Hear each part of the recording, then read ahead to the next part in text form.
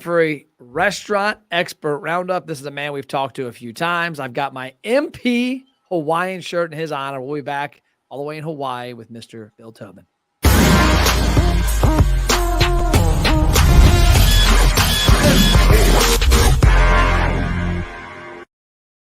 Bill, I'm going all Hawaiian. I got one orange Hawaiian shirt, and I'm like, I got to wear it today because of you. And then I've got these new Tiki Mugs that I just got from a client's restaurant in Pigeon Forge, Tennessee.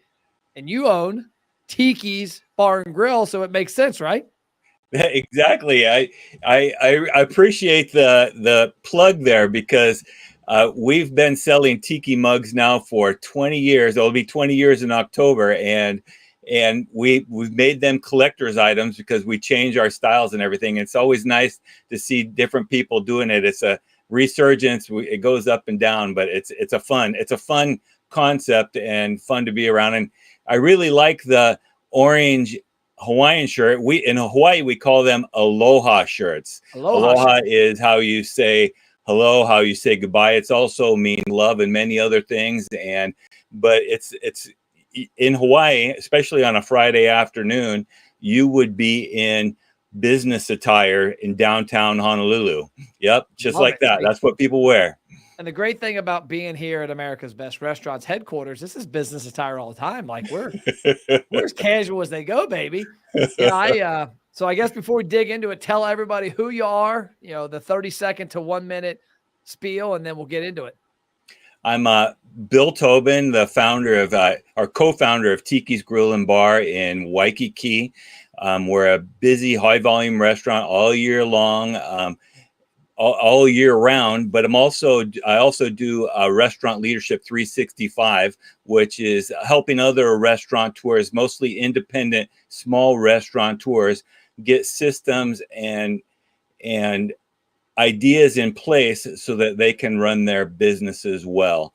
I'm trying to share the knowledge that I've learned through my process of working with other independent restaurants, working in corporate restaurants myself. I used to work for Hard Rock Cafes, and then I also help franchise restaurants here in Hawaii as well. So anything I can do to help other restaurateurs, there's more that unites us than divides us, and I want to share the love. I love it. Well, we'll talk about these Tiki Mugs first because this is pretty cool. So this is from a place called Downtown Flavortown. One of our clients called Face Entertainment they created that brand, and it's in a licensing deal with Guy Fieri. And apparently Guy is a huge Tiki fan. And so when they created this brand, Bucky, the owner, was telling me they started researching, the Tiki and the whole concept. And he's like, I didn't know that he didn't know there was this huge phenomena around it. And he said, apparently, like whoever made these, it says on the Tiki farm, Joe Fatale. I don't know if you heard this name or not. Yep, I have. Very well known in the Tiki, the Tiki Mug. Yep. Well, that's what he said, because apparently when they opened, they were waiting on these to come in, and they had bought some generic ones just to fit the theme. And then when these came in, they're like, get those the hell off the shelf. Even though they were the similar price, these are, this thing is nice. It's heavy. It's custom made.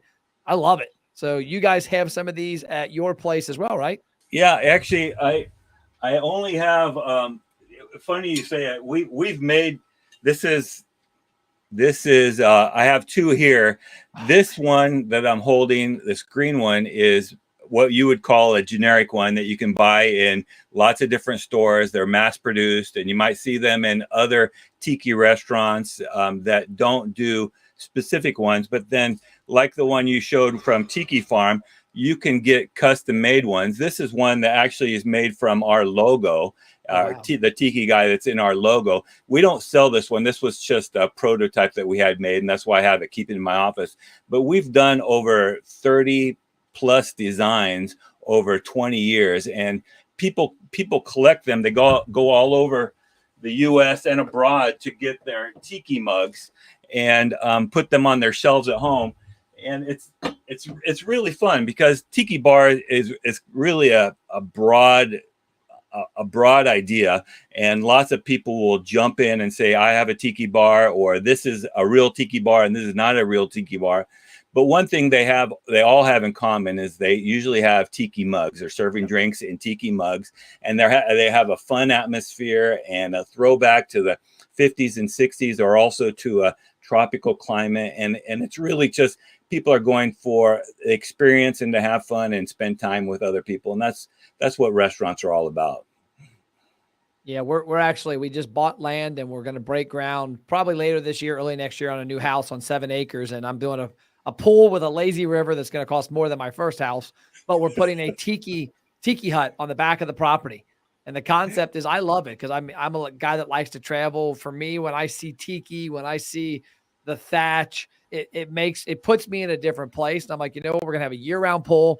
It's going to be heated. We're going to have everything else, but I'm going to have a giant ass tiki hut, and I'm going to have these giant carved the pillars, and then we're all just going to drink. Now I don't drink alcohol, so I'll just have a bunch of root beers and Red Bull in these.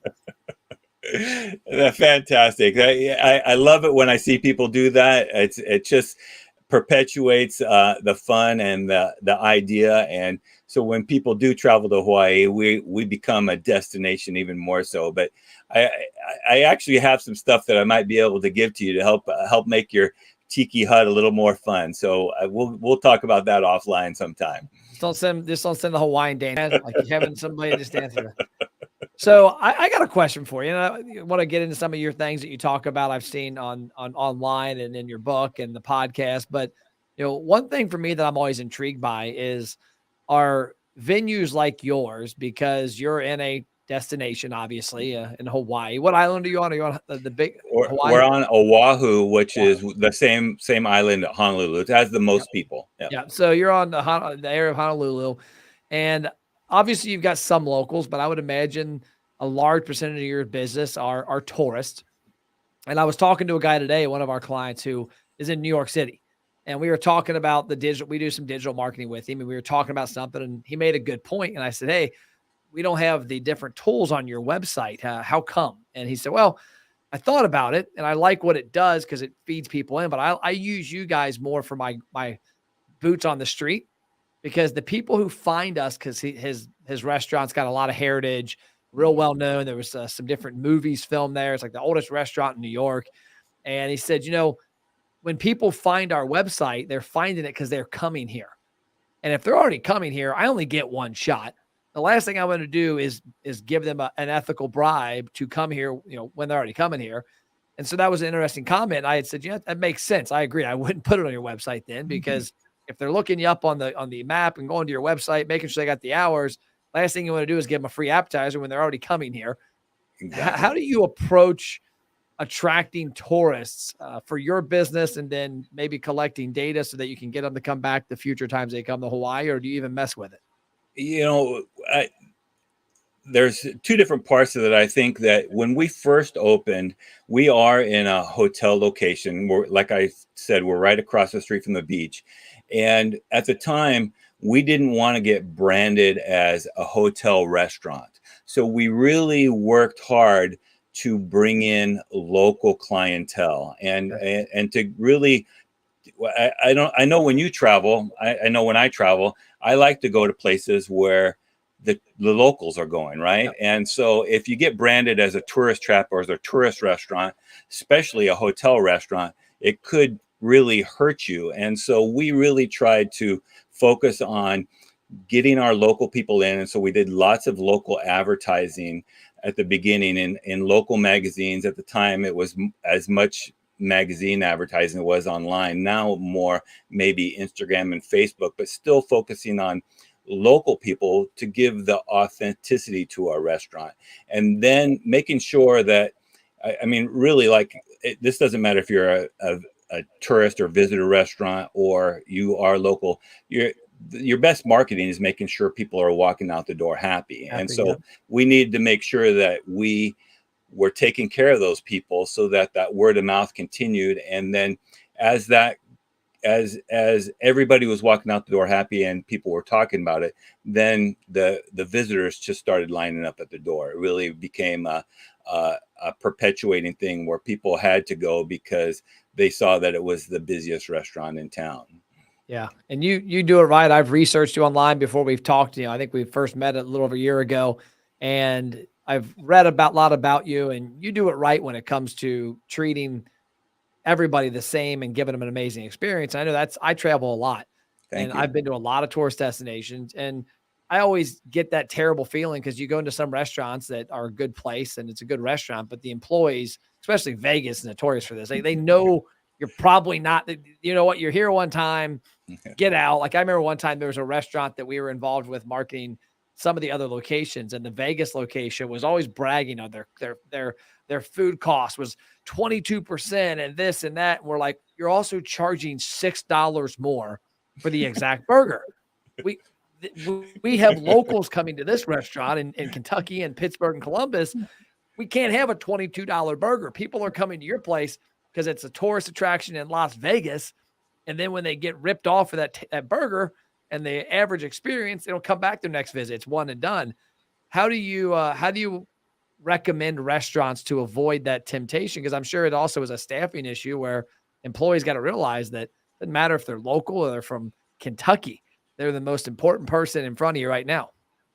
Well, we talk about it in our core values with the staff all the time, and saying that I'm going to throw you off a little bit because Okay. we say that we're growing our ohana, and ohana in Hawaii means family, and so we want people to become part of our family, and sometimes that means that we have to go out of our way to make sure that they're having a great experience. Sometimes it means turning people who are in a bad mood into a good mood, and sometimes it means going that extra step if we are failing in any way, where I'm not scared to buy somebody's meal. I'm not scared to invite them back in as my guest another time, to make sure that they know that they are important to me, regardless of whether they live in Hawaii or they live in New York City and they'll never come back again. And I say New York City casually. It could be anywhere, really. Yeah.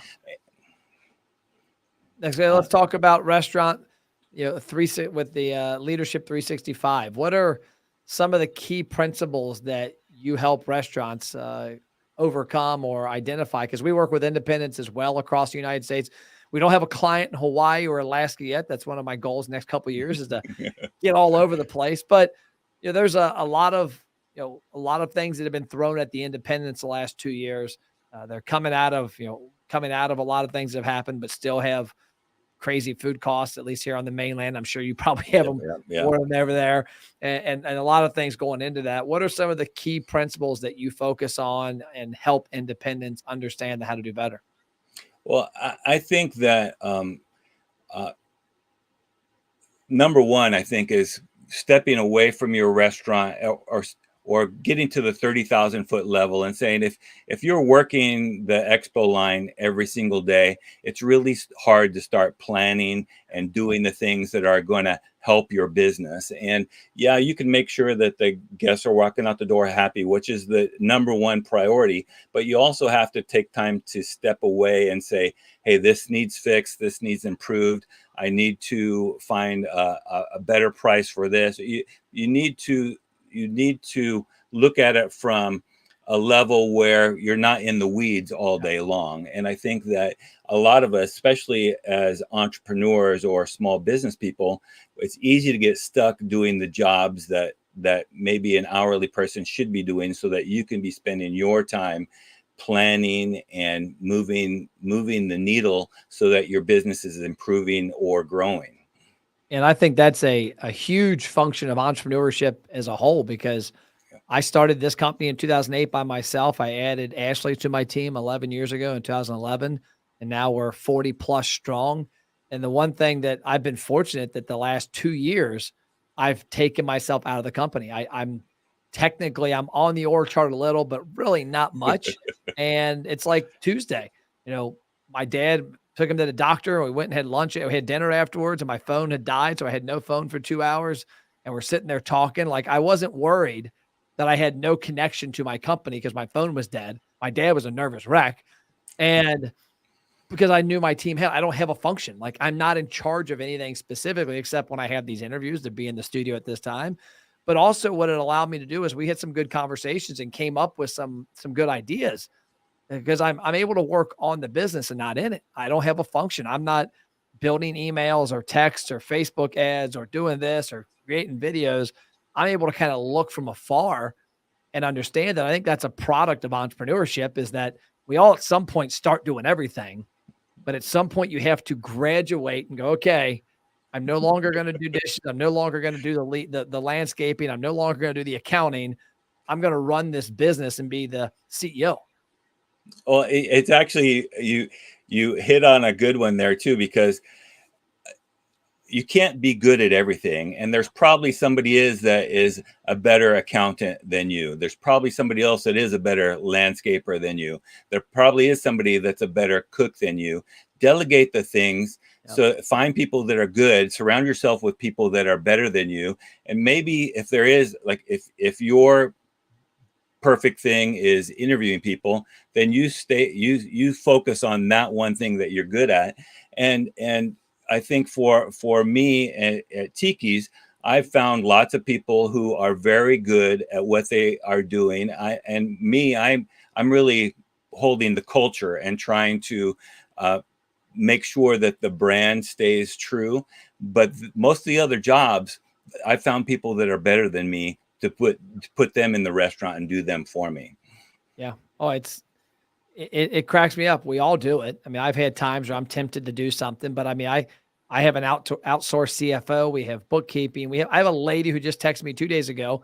This might sound crazy, but she literally comes in and just cleans out this filing cabinet, because I have everything comes to me, all the invoices, all the receipts.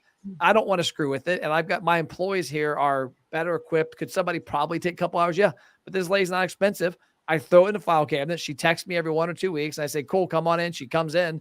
She gets access to my office. I'm not in there. She makes it all pretty. It's labeled. It's categorized. It's stapled. And I hand it to my accountant. And the cool thing is, number one, my employees are able to focus on helping our restaurant clients do marketing. And then my accountant loves it, because when it comes time to do tax stuff, it's not the Matt Platt filing system. It's the filing system that resonates with him.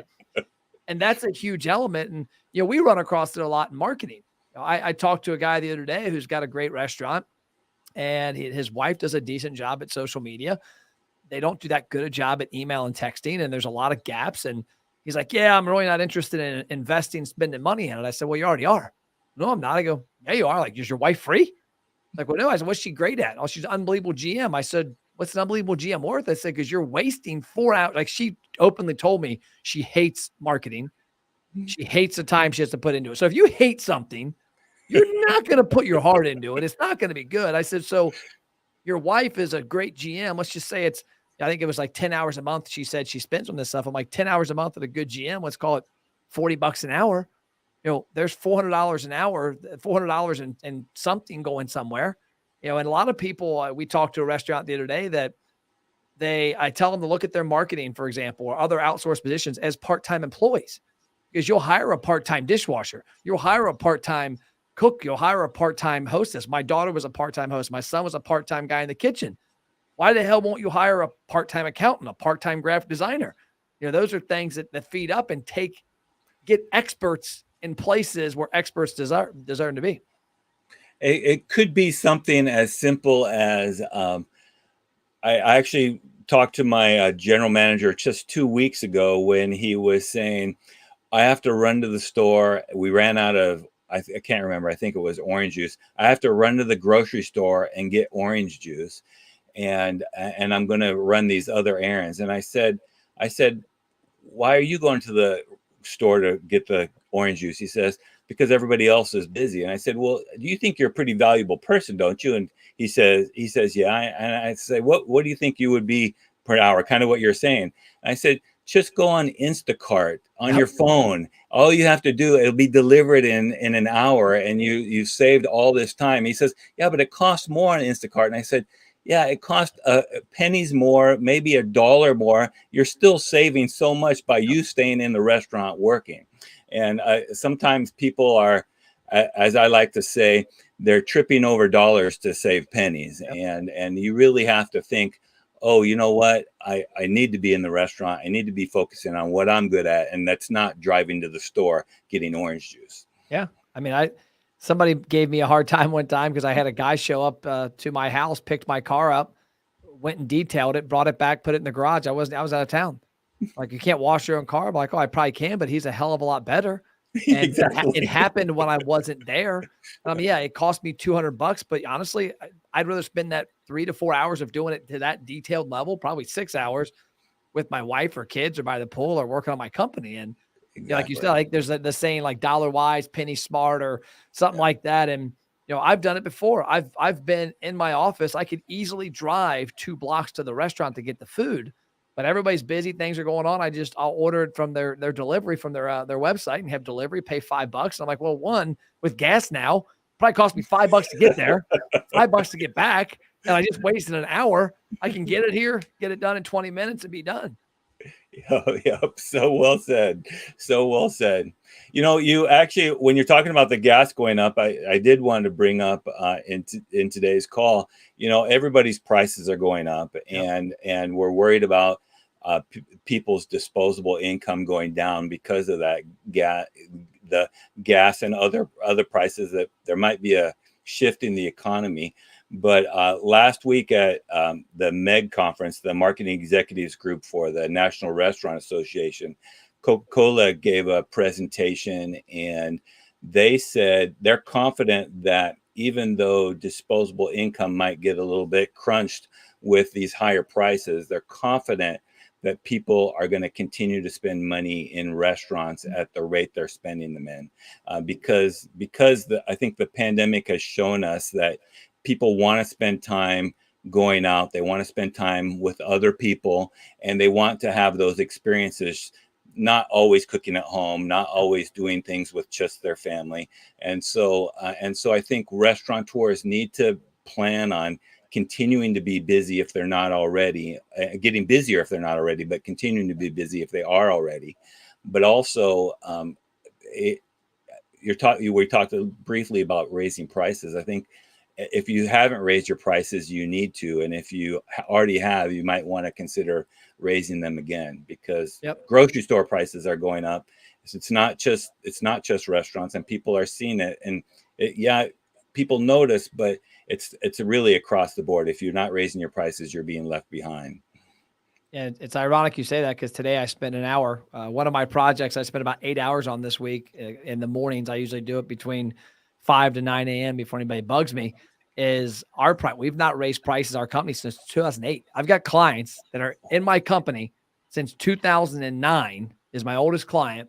Never raised prices, and I'm looking at things, and I've come up with some ways that we can better serve our clients. But in order to better serve them, we have to be more profitable so we can hire more people and offer better services. And so we're getting ready to do a price raise. I'm doing an email to every client individually, having a conversation with. It's like 70 some division of our clients that are older clients, that we're doing a price raise. And one thing for me, I'm not that bothered by it, because it is what it is. I mean, everybody's prices are going up. We're a labor company. I mean, my biggest overhead are humans, and humans, they cost money and they go up every year.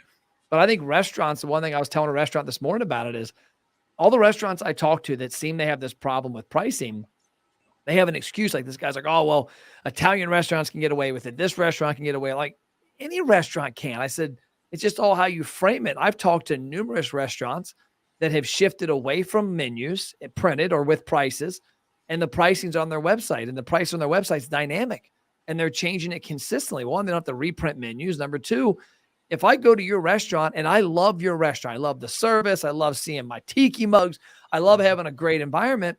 If the burger was $9.78 last week, and this week's it's $11.23, and next week it's $10.15, I don't really give a shit. And consumers are a lot like that. And I think we all think people are going to be so concerned. And I'll tell you this story and then get your answer on it. But we had our boat dealership from 1999 to late 08. When we started, we had these title and processing fee. And the industry standard in the Cincinnati area was like $49. And so we just did $49. I remember a guy named Bruce Nelson, who's an author. I don't know if you've met Bruce or not. Bruce talked about when he opened up one of his restaurants, and he ended up closing his first ever venture. He priced all his food based off of the restaurant he came from, not his actual costs. And so he went out of business. And so when we had our dealership, we had this title and processing fee. And it was $49. And I remember looking at it after the first year and going, damn, why is this $49? It's like, give me the cost factors because this doesn't make sense. I'm looking at the fees we're paying the courthouses. It's not jiving. Well, everybody's $49. And I'm like, I don't give a shit what everybody is. Like, I'm looking, it costs $28 for this fee. It costs $18 for this fee. We have a person that does it full time. And so we end up changing to 99. Well, then when the next year we got around, I'm like, well, 149 is probably more accurate. So we had 149. Well, I noticed being an entrepreneur, I'm like, we're always looking for ways to make things happen. And I look and notice that nobody said a word from 100 to 149. I'm like, okay. And these are $40,000 boats for the most part. So I'm like, okay, next year, 199. Well, long story short, by the end of like 9 years, we were at $379 and nobody ever questioned it. And what it allowed us to do too, that when we did it, was I never looked at that as a loss. I looked at it as a profit center now, but I also looked at it as a place we could over deliver. So now instead of having one title person that took 3 weeks, at the end of it, we had 3 people and shit got turned around in 2 days. The customers had a better experience. It was a great place to do it. And I think restaurants all think you can't raise prices. And at the end of the day, if you're not making money, I mean, I'm missing it. Well, you touched on a couple things there, and I think that one is one of my mentors early on in my career. He said to me, and he owned a small Italian restaurant. He said, if 10% of your customers aren't complaining about your prices, you're not charging enough. And I think personally that percentage is probably should be smaller there, but maybe 5% of your people, but because you're not talking to all your guests anyway. Yeah. But on the fees, the processing fees, I think what a lot of people miss is they say, oh, well, McDonald's charges 99 or 7-Eleven charges 99 cents for this big gulp. I can't charge more than that for sodas in my restaurant or coffee in my restaurant. Where if you go to most sit-down restaurants, it's easy to see $3, $4, even $5 for sodas, and people don't even notice or care. They're there for the experience, and I don't want to promote price gouging. You still have to give value to your guests and make sure they're walking out the door happy. But chances are, like you said, most people are not going to notice, especially if they had a great time. Yep. Especially if it's an item they really want. You know, I was at this place, Flavortown. I'll never forget. I walked up. We had a lady that was taking care of us. We had a private event there, our company. And the lady, I walked up and she was doing this. So I walked up to the bar and said, hey, can I get 6 Red Bulls, 6 sugar-free Red Bulls? I like sugar-free Red Bull. It's my kind of alcohol. I don't drink beer. So that's my beer, I guess. And the guy goes, they're $5.50 a piece. I go, I don't give a shit. Like literally said that to me. Like, oh, he's like, okay. And like, it is what it is. I always crack up because a number of restaurants I go to that actually don't sell like sugar-free Red Bull or Monster or things like that. I'm like, I don't look at the price. It's, if I want to drink, I want to drink. I'm sure my wife wants a margarita. She doesn't look at the menu. She goes, give me a margarita. And so I think there's a lot of opportunity there. One thing we learned in the boat business, which was huge, we were at a Yamaha. We were one of Yamaha's top 20 dealers. And every quarter they flew us to either Atlantic City, Shreveport, Louisiana, or Las Vegas. And we had these meetings, the top 20 dealers. And then from that, they would build this thing that they would publish to like 3,000 dealers, like the best practices of the best dealers.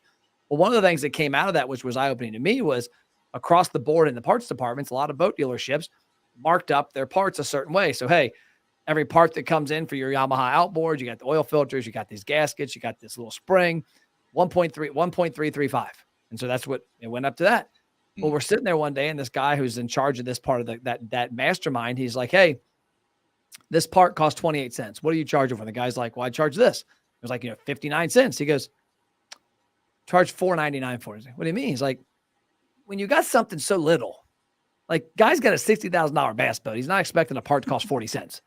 But when you, and you sell so many of them, it's like spark plugs. It's like these different items that, you might mark up this engine cowling that cracks, 1.335, but because it's $1,000. But this one over here, that's $1, you might mark it up 500% because $4.99 isn't a massive fee for that little part. And you've got to find a way to level out your volumes. And I've heard that from a lot of restaurants that, like, I go to Barleycorns down the street. It's a fast casual restaurant known for their wings. And they got these great dock style wings. They just do market pricing. I'm fine with that. I don't need them to be set in stone. And even if they were $5 more than they are now, I'd still buy it. That's why I'm there. So they could make the money on something people are always going to buy that are your big centers. That's why people are there. But again, like you can't go way too crazy on it. Well, even when you're talking about spark plugs or I think that there's still the handling fee, and there's still whether it's a big part that costs $1,000 or something that costs 49 cents, you still handle that just as much, and so you should be charging something that covers your cost for handling it. And I think too, what we forget is when you talk about $40,000 boats, but also when you're talking about wine in a restaurant, your servers might not be willing to pay $50 or $100 for a bottle of wine, but there's plenty of guests who come into your restaurant that are willing to pay $200, $300, $400 for a bottle of wine. And so you can't always think, oh, that's expensive for me, I'm not going to suggest it to my guests. It actually happened to me. I was in Seattle with a friend. We went to a restaurant and he ordered a $50 bottle of wine, and the server said, that's $50. And he said, yeah, I don't care. That's a bottle of wine that we want. Yep. And it made me think I need to go back to Tiki's and tell all my staff, hey, don't think of it as of course we want to take care of our guests. We want to give them the best value, but there's lots of people that have much more disposable income than you. So don't think that because you need to have a $3 happy hour rum and Coke that they're not willing to spend $15 or $20 for this tropical drink in a tiki mug, because chances are they've saved up to come to this restaurant. They want to have a great time, and they want to have an experience and a memory that lasts a lifetime. Yep. I love it. So for awesome restaurant owner operator advice, I'm guessing Restaurant Leadership 365 is a great place for people to go connect with you and find out what's going on. Yep, you can find me there. You can send me messages there. I'm trying to put new content on all the time. I also do regular emails. You sign up for my email list at the Restaurant Leadership 365, and I do podcasts. I was doing them daily. I'm a little backed off of that, but I am creating new content. So find me there. And then if you want to come to the island and have a great tiki mug and a great experience and great food, it's Tiki's Grill, tikisgrill.com. And the island is which one is it? Oahu. Yeah. Oahu. I always say Honolulu because that's the big city you're near, but Oahu is the island. Okay. Yeah. Well, great. Well, I appreciate your time. What time of day is it there? You're like 6 hours difference, right? Yeah, it's actually 5:35 in the morning right now. Holy crap. Yeah. Well, I appreciate you getting up early for me. It wasn't early at all. And it's always fun talking to you, Matt. Cool. Hey, thank you, sir. And I'll see you around. Take care.